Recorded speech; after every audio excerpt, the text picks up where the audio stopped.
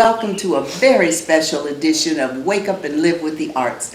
I'm Sue Johnson, along with James McGilbray, our co-host, and Lester H. Bryant Sr., our videographer and editor, along with our esteemed guests. I am so honored and proud to have featured on our show. It took a little bit of doing to get them here, but you know, I just got through saying off camera, destiny works. So with that, we are going to have James introduce Monsieur Robert P. Madison and Madame Sandra Madison, and guess where they're from?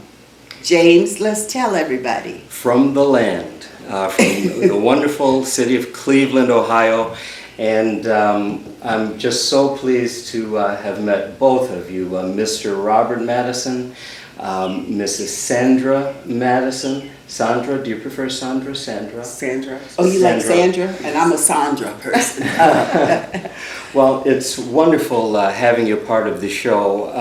I hope that this will be something special. We had the opportunity to interview a Tuskegee Airman a while back, Mr. Roy Richardson. And the things that he told us about were amazing. The interesting thing is we had my sister on the show as well, and she spent 32 years in the Air Force, went in, enlisted, came out, was eligible to become a colonel. And so the thing that struck me at that time was the importance of the people and the humanity involved in it. Yes, there was the difference between what Roy went through and what my sister went through. And so I wanted to ask you more than anything about your family history, about the things that formed you as a person, that made you the great architect that you are, and also bring that back to how that might inspire and motivate the young people of today. Robert P. Madison was started 64 years ago by my uncle, even though he was a Howard grad, a Harvard grad, and had studied with world-renowned architects. He could not find a job because of the color of his skin. So he had to support his family and decided, well, I'm going to open my own firm, and that's what he did. So I want to start with this experience you had down in when you went to see your great-grandmother. Oh yes, yeah. Well, thank you very much. I'm so delighted to be here with my niece-in-law and you both. First of all, caramel is a part of my history. Mm-hmm. I remember when I was young. See, I'm not young anymore, you know. I'm up there in years. Yes, you are. Compared to a 125-year-old, you're young. Correct. But I remember going to Caramel when it was, and my daughter Jean went to the Caramel daycare. Yes. When we first moved back to Cleveland. Mm-hmm. But starting with the story, my father was a civil engineer. He graduated from Howard University in 1920 as a civil engineer. Yes, sir. And therefore, when I came along, my mother said, "Son, you're going to be an architect." Reasons why. But we lived in Mobile, Alabama. No, we lived, I was born in Cleveland. Mm-hmm. And then my father couldn't get a job as an engineer. Not in Cleveland. Right? No. Not any place. They don't hire colored people. So he got a job teaching at Selma University. Okay. In Selma, Alabama. From there I went to Selma. From there to Benedict College. And then, from there, my father was teaching at Benedict College. And then the War Department. And then the Depression. But getting back to my experience with my great-grandmother, who was born in slavery, mm-hmm. I think that's who you're referring to. Yes, I am. My parents said my brother Julian and I should spend a summer in Mobile, Alabama. So we went to Mobile, Alabama. This was 1936. Mm-hmm. I was 13 years old then. I remember very well. And in Mobile, it was a southern town. We had some problems with where we could walk and we could ride the bus. But the experience that I had, which I think is the one you're referring to greatly, is that my grandmother said, we're going to go and meet Louise Land. Yes. Mm-hmm. Louise Land. I'd heard that name so many times before. So one Thursday, we got in her automobile and drove about 2 hours to a place called Milroy, Alabama, through all kinds of plantations, through desert roads, through dirt roads, until we finally arrived at the home of Louise Land. And that home was very significant, wasn't it? In terms of it was clean and it was beautiful and She cared for that. yes. They were really something, but she'd been on that land all of her life. Was driving my brother and I down got to Milroy, Alabama. She was driving? She drove a car, yeah. My Aunt Ethel, who ran the Phyllis Wheatley with Jane Edna Hunter, Really? she was the only woman I knew who was driving a car back in the 30s and 40s. Yeah. Well, after this long trip, it was places that we had never seen before. We're from Cleveland, country boys. Right. Going down to the country. We finally arrived at this picket fence, as you mentioned. Very beautifully manicured land and all that. And we were wondering what this lady looked like. So sure enough, she heard the car coming, came out running out. She was a small lady of about, 102 pounds. She looked like she was about 4 feet 9 inches tall, but as spry as she could be. 79 years old. She had been born in slavery. So we were so glad to see her. She was glad to see us because we were Uncle Robert's children. And he was the one who had gone up north to a real college. You read my book. Absolutely. That's Till right. 3:30 this morning. That's right. And we got there. I think the thing that really struck Julie and I very much was the fact we were sitting on the porch, meeting all these cousins going by. They heard about Cousin Robert's boys coming up here. And then at about 7:30, they started shutting down, getting ready to go to bed. Julie and I said, what's going on here? And we finally realized that there was no electricity in this house. Not in the house, there was no street lights. At that time. Total darkness, just blackness. She told us how we could sleep at night and how we could use the outhouse, which was outside the place there. But we went to sleep that night, but what was strange was we heard sounds we had never heard before. Horses neighing, birds chirping, dogs barking, cats barking. It was, and my brother and I sat there in this bed, just black as you could be out to all these different sounds. That was our introduction to Milroy, Alabama. Anyway, to make a long story short, the next day we got up. You're talking about fresh food. We went out and picked the eggs out of the chicken coop. Yeah. Cooked the eggs, got some milk the cows, very fresh. And we decided to go into the field that day. My grandmother did great. And here was a 79-year-old woman hooking up this horse with one of those burrows that you push through the land.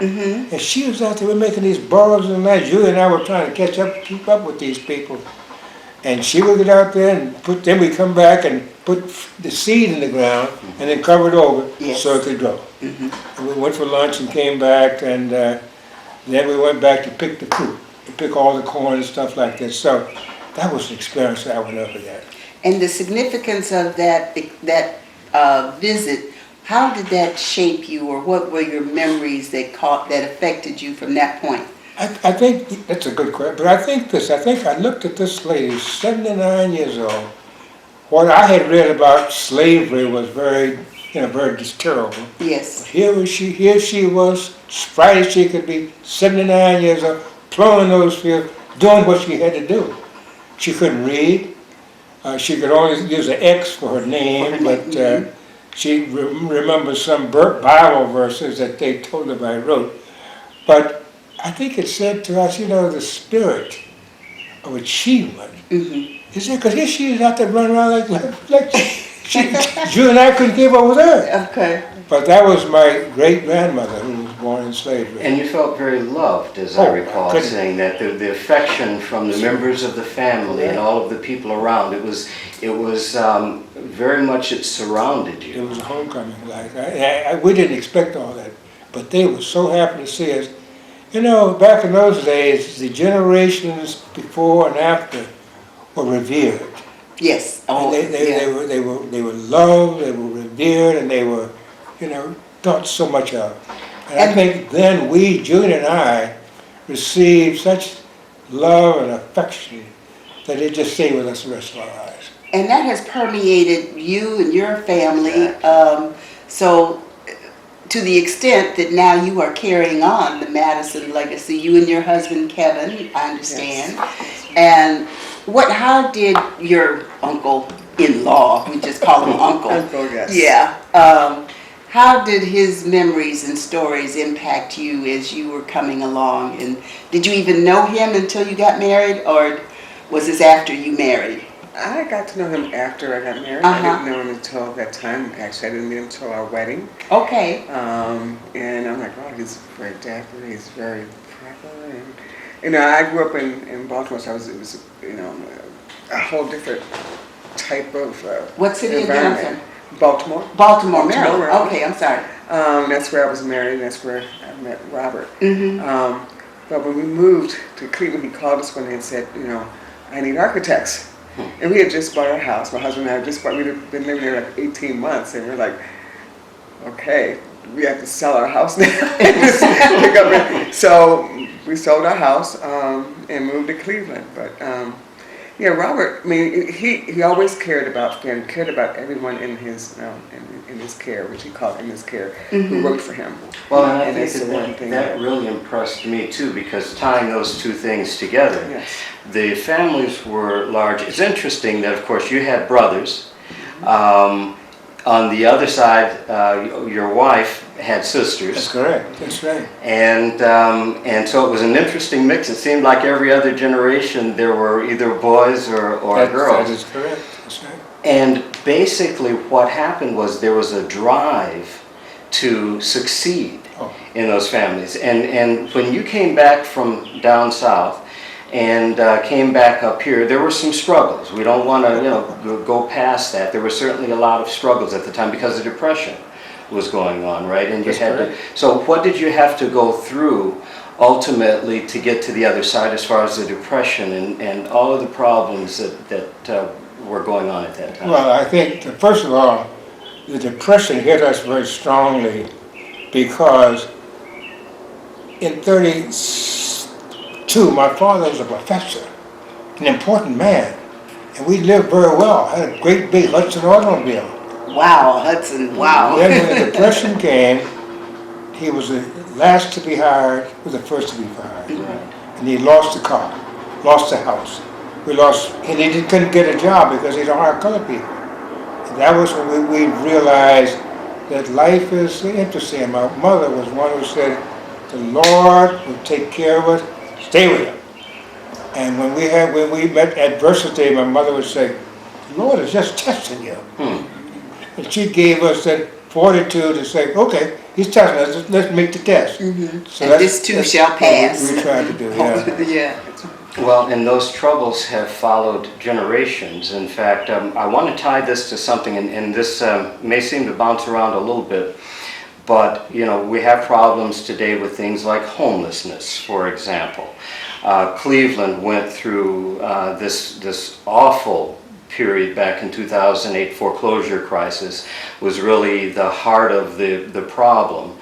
You experienced a similar type thing. It was so hard, in fact, that you at times were experiencing, not having a place to be, coming home, having things sat out on the curb. So the reason I'm even telling this is so that the audience understands that there were hard times that you went through and had to overcome, just as people have to go through hard times now. And part of that can inspire a younger generation. Tell me about some of those if you don't mind. I don't mind at all because they were very severe. But as I said, we were living a life of luxury one moment, and then the Depression hits, and then we were really in debt.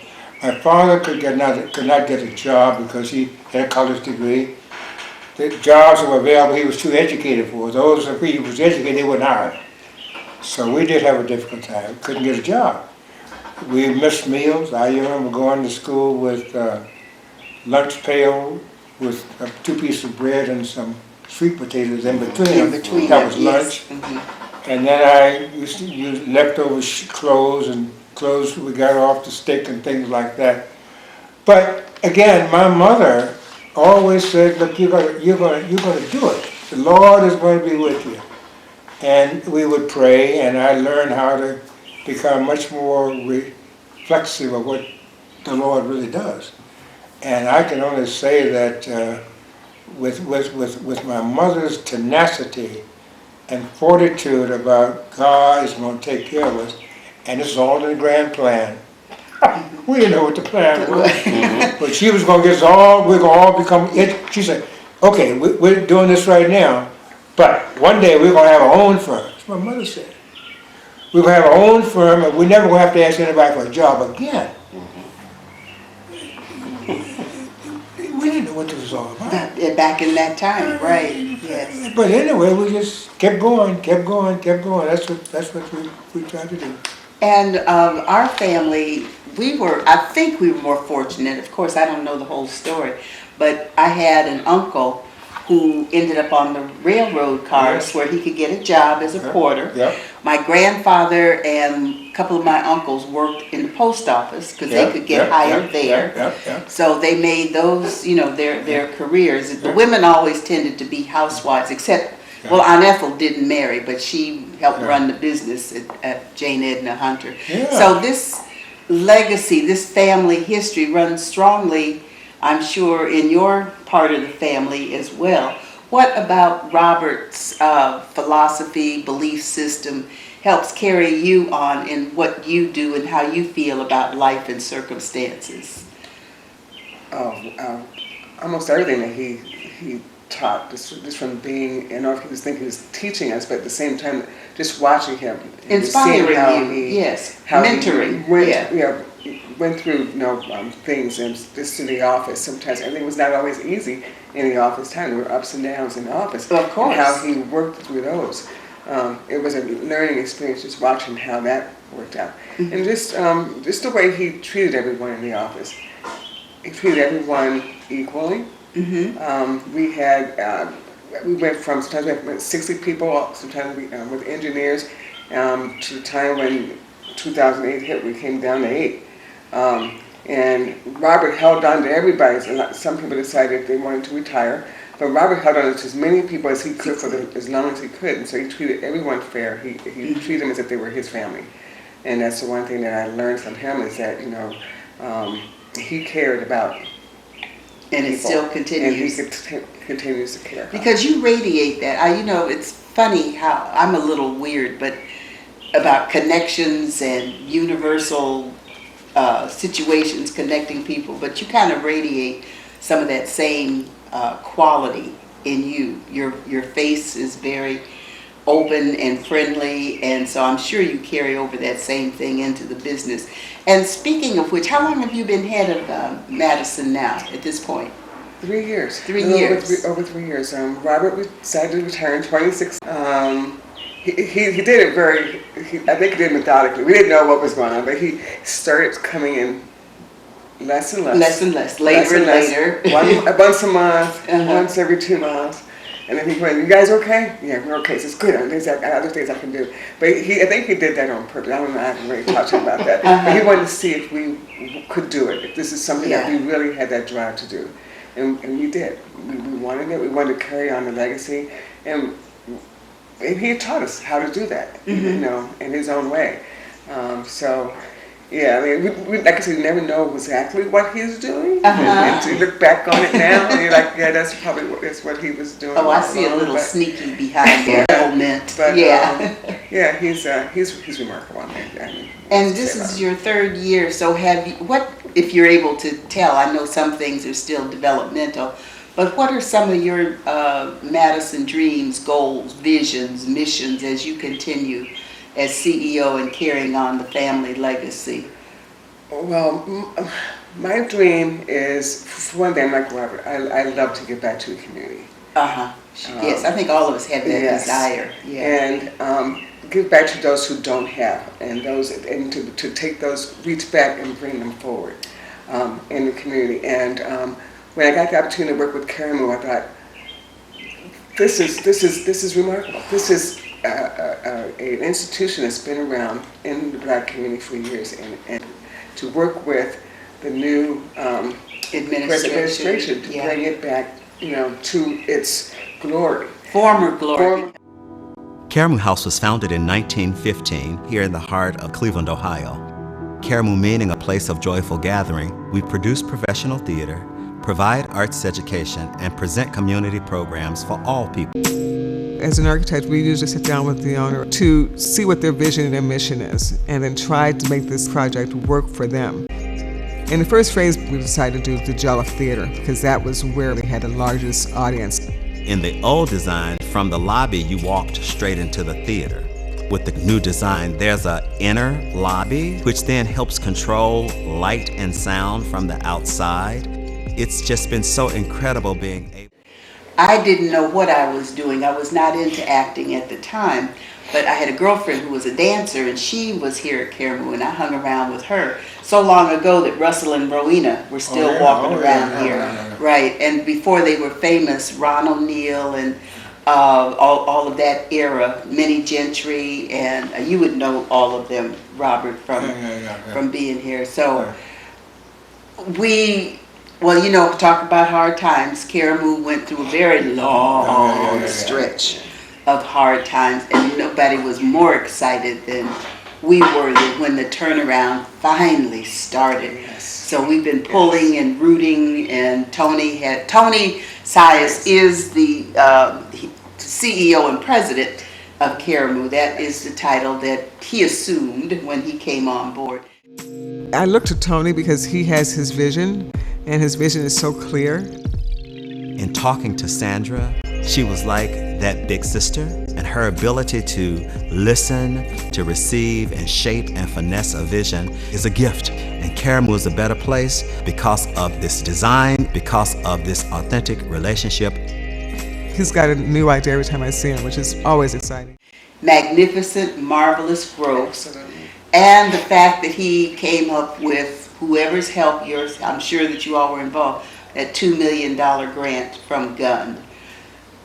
Unbelievable. And so Caramoo, whoever has helped guiding them now, should be on solid footing and be here for generations and generations to come. So I know you all were instrumental in that happening. Yeah. Could I add something? I would like to say that I want to clarify something. Sandra talks about what I had done, but I got news for you. Sandra was determined.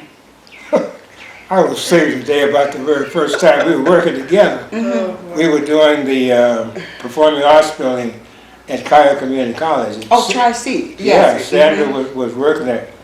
She took over that and challenged me, which is good. It's all right. But no, she is good. And so is Kevin, but they've earned it. Of course. I give them nothing. Well, it was a similar. I give them nothing. They earned it. It seems like it was a similar thing that happened quite a bit, though. Even when you and Leatrice were going over to Europe, or when you decided to go to Harvard, her mother basically said, "What you're?" She says something.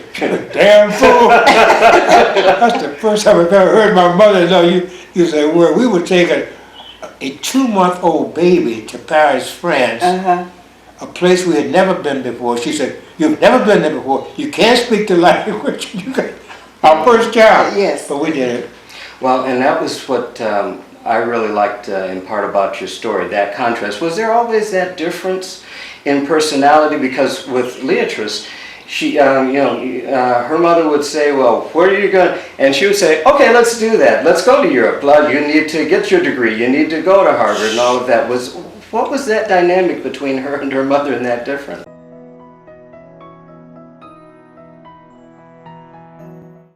So here we are in the newly renovated Caramoo Theater. This is the lobby area, and of course this was done by the Madison architecture group, Robert Madison, Sandra Madison, CEO, and I think it speaks well for itself. Just want you to see the magnificence of what they've accomplished here.